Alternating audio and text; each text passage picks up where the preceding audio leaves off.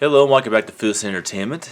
This time for my review of 2007's Resident Evil Extinction.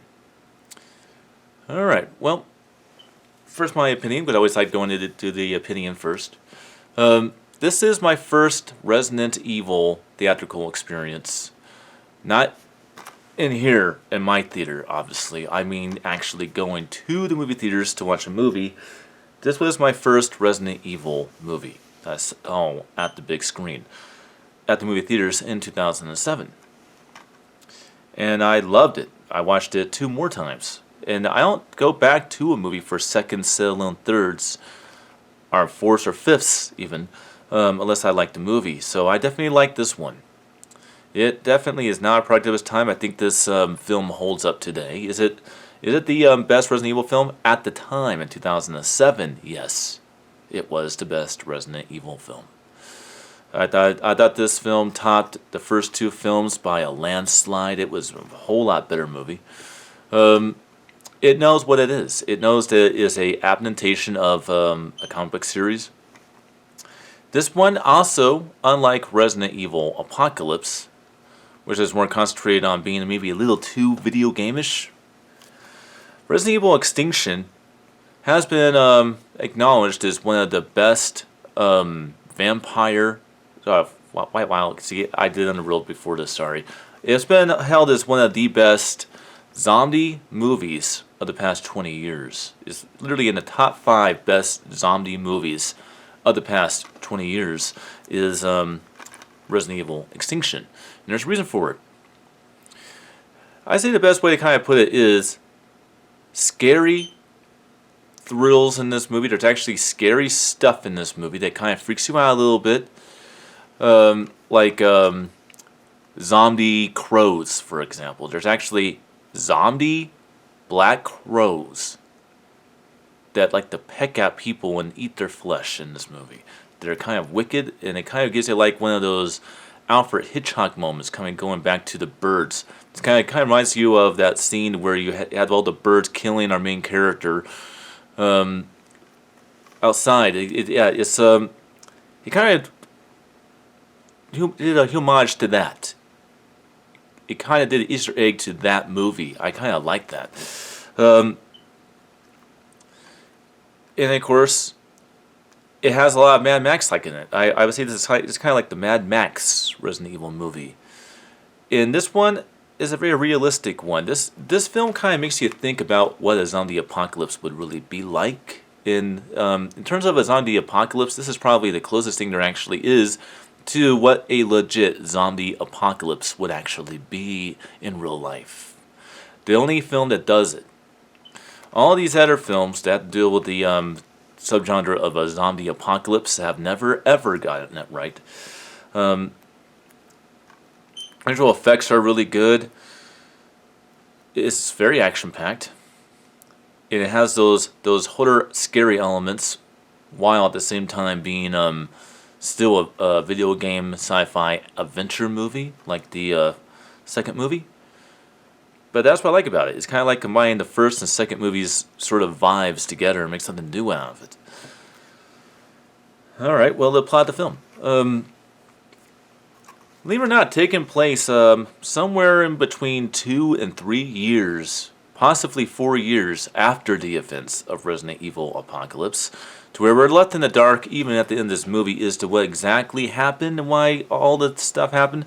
But the way that our main character, Alice, talks about what happened is that the attempt to contain the virus, the T-virus in Raccoon City, failed.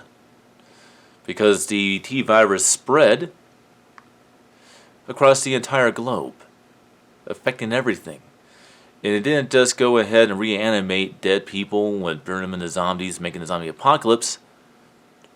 It also consumed the earth itself, turning the entire world into the desert wasteland, to where all major cities and countries are all buried. And the Umbrella Corporation and all of these government officials and stuff like that have went underground. Literally went underground and have formed like their own little like bunker, you know, bunker enterprise where you have like a bunker in every single country, and they're all down there, and they're trying to find a way to stop the virus, but also to use the virus to their advantage. And we find out that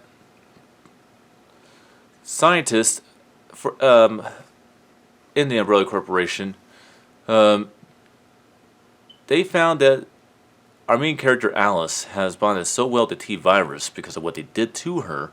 And what they did to her is they made her into an experiment. Basically, to give you a little bit of an idea, she's kind of like, she's human, but she's not human. She's almost like I guess the closest thing I could come to it, because I never can quite figure out how to explain it, a zombie, or sorry, not really a zombie, but a super soldier robot that has special abilities to where she can do things like telekinesis and throw things around and blow people's heads up, you name it. But yeah, not quite human. Matter of fact, you can actually shut her down like a machine with a satellite. It's definitely not human. But that's because of the T virus. The T virus made her into what she is. Because, like I said in the second film, find out why the whole point of the T virus was to help people with disease, and people that have fibromyalgia or can't walk or have small vaginas or something like that. It cures you of that unless you live a normal life, or it can make a super soldier, and that's what it did in the case of our main character Alice in these films. And basically, supposedly her blood is to cure. Yeah, her blood is to cure. It will cure the zombie apocalypse. It will cure everything. And so, what we have though is we have this scientist who is corrupted, who is a hypocrite. He's talking about how he wants to save the world and domesticate zombies, but what he wants to do is have all power. And so, after being affected by a specialized zombie that he's been playing around with, biting him, and accused of him trying to kill Alice and take a sample of her blood. And I also might add that he has been cloning. He has all these clones of Alice, our main character, and he tests them, and then when they can't pass the test, they get killed by zombies. He just throws them out into a pile of dead bodies of other clones. And as for our other characters from the last film, Jill Valentine is nowhere to be seen. You will see more of her later, but she's not in this movie. As for El Rey and Carlos, they joined a human convoy of pretty much led by Claire Rainfield. He was a character in the video games, I might add. Yeah, Claire Rainfield, who leads pretty much a group of people who were going around trying to pick up survivors and band together to try to survive this zombie apocalypse.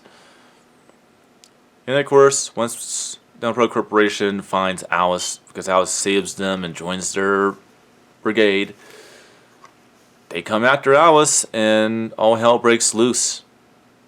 And then Alice has to go ahead and get all these people to safety, and she found this journal that talks about how there's this place is unaffected called Arcadia, where it's free of infection and is a safe haven.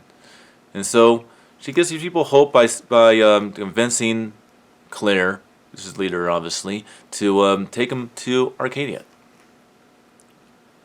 And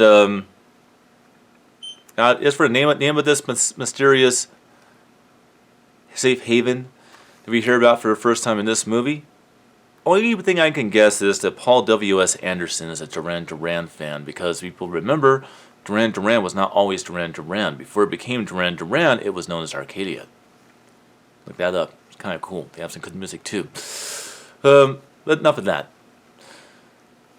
Let's finish this up and wrap it up. And then after getting them to safety, she goes and battles it out with Dr. Isaacs. He was our villain in this movie. He's been experimenting with clones and stuff like that. He was now a creature that she has to battle it out. Then she discovers that she has like hundreds of clones and discovers the whole network that Umbrella Corporation has underground and sets it up for the next movie. It's like, I'm coming for you. And I'm bringing a lot of my friends with me. And that's pretty much how the movie ends. It's for quality, and we'll be very quick here. This one's in Dolby True HD. This film also was originally in 2.40.1. The 5.1 Dolby True HD source track is just about the same as the first movie, although it does have a lot more overhead effects when you have it in my type of system. You have a lot more going on overhead or around you when it comes to this particular movie than you do with the first film. Is for the video, this one again looks like a Fast and Furious film. You're going to have a very lot of warm, darker looking, digital like looking movie where you have warm tones and neutral tones. And it seems like a little dim looking movie, but it does have very good quality and it's a very good looking film. And that's all there's to say about Resident Evil Extinction, because I am out of time here. And I'll see you guys next time for my next review. Until then.